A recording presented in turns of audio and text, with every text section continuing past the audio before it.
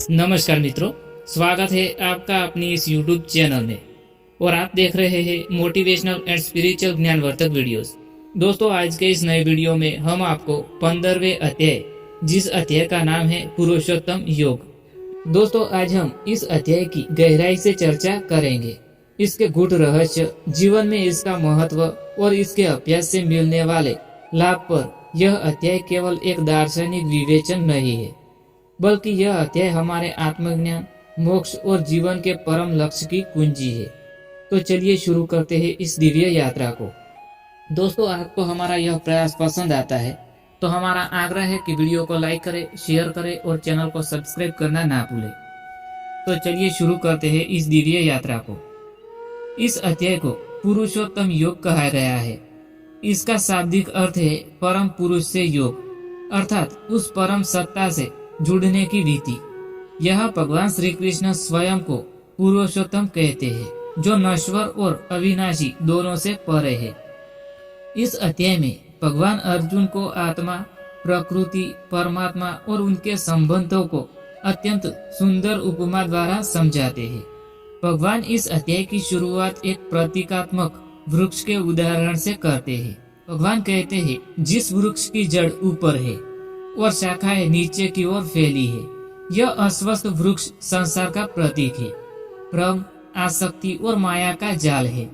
इस वृक्ष का विश्लेषण करते हुए भगवान बताते हैं कि जब तक हम इसकी जड़ों को नहीं काटते, तब तक हम इस मोह माया के संसार में मुक्त नहीं हो सकते हैं। इस अध्याय में आत्मा और शरीर के संबंधों को बहुत ही स्पष्ट रूप से बताया गया है। आत्मा शरीर रूपी वस्त्र को धारण करती है और फिर उसे त्याग देती है। जैसे व्यक्ति पुराने कपड़े उतारकर नए कपड़े पहनता है, वैसे ही आत्मा एक शरीर को छोड़कर दूसरे शरीर को धारण करती है। इससे यह ज्ञान होता है कि हमारा सच्चा स्वरूप यह नश्वर शरीर नहीं, बल्कि वह अमर आत्मा है, जो जन्म और मृत्यु से परे है। भगवान 3 प्रकार के पुरुषोत्तम की चर्चा करते हैं। क्षर पुरुष, यह नश्वर प्राणी है, शरीरधारी जीव जो जन्म लेता है, मृत्यु को प्राप्त होता है। दूसरा है अक्षर पुरुष, जो अविनाशी आत्मा है, जो शरीर से परे है पर परमात्मा से जुड़े नहीं है। तीसरा है पुरुषोत्तम, यह स्वयं भगवान है, जो क्षर और अक्षर दोनों से परे है। वह स्वयं इस जगत के कारण है, पालन करता है और सभी आत्माओं के अधिष्ठान है। यह अध्याय स्पष्ट करता है कि वेदों का सार है। भगवान श्री कृष्ण को जानना ही परम लक्ष्य है। वे ही वेदों के ज्ञाता है, वे ही वेदों के रचयिता है और वे ही ज्ञेय है। जब व्यक्ति इस सत्य को जान लेता है, तब वह पुरुषोत्तम से योग कर लेता है। अब हम चर्चा करेंगे इन लाभों की, जो इस अध्याय को पढ़ने, समझने और जीवन में लागू करने से प्राप्त होते हैं। पहला लाभ है मोह से मुक्ति। इस अध्याय को पढ़ने से व्यक्ति संसार की असलियत को समझ पाता है। जब हमें यह ज्ञान हो जाता है कि यह संसार एक उल्टा वृक्ष है जिसकी जड़ें ऊपर है, तब हम मोह माया से ऊपर उठ जाते हैं। दूसरा लाभ है आत्मज्ञान की प्राप्ति। यह अध्याय आत्मा के स्वरूप को, उसकी अमरता को और परमात्मा से उसके संबंध को स्पष्ट करता है। इससे आत्मा की यात्रा समझ में आती है। तीसरा लाभ है कर्मों के बंधन से छुटकारा। जब व्यक्ति जान लेता है कि वह आत्मा है, तो वह स्वार्थ के लिए कर्म नहीं करता, बल्कि भगवान को अर्पण कर निष्काम भाव से कर्म करता है। इससे कर्मों का बंधन समाप्त हो जाता है। चौथा लाभ है शांति और संतुलन। यह अध्याय मानसिक शांति प्रदान करता है। जब व्यक्ति जानता है कि वह परमात्मा का अंश है, तो यह संसार केवल एक भ्रम रह जाता है। तब वह चिंता, डर और लोभ से मुक्त हो जाता है। पांचवा लाभ है भक्ति की पराकाष्ठा।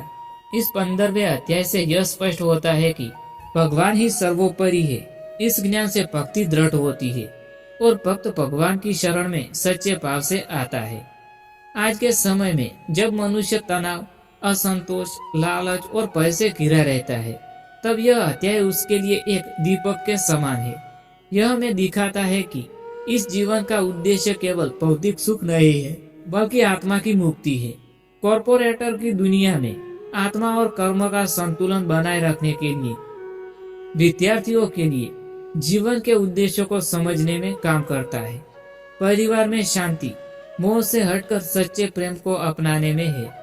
संतुलित समाज के लिए जब व्यक्ति पुरुषोत्तम को जानता है तब वह सभी में उसी परमात्मा को देखता है। श्री कृष्ण द्वारा अर्जुन को दिया गया दिव्य संदेश।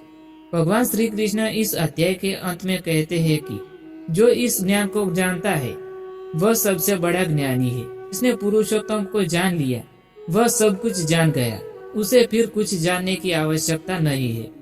अगर आप रोज इस अध्याय के श्लोक का पाठ करते हैं, विशेषकर श्लोक 1, 7, 10, 15 और 20, तो आप में आंतरिक स्थिरता, आध्यात्मिक ऊर्जा और मानसिक स्पष्टता का विकास होता है। इससे ध्यान गहरा होता है और विचारों में संयम आता है।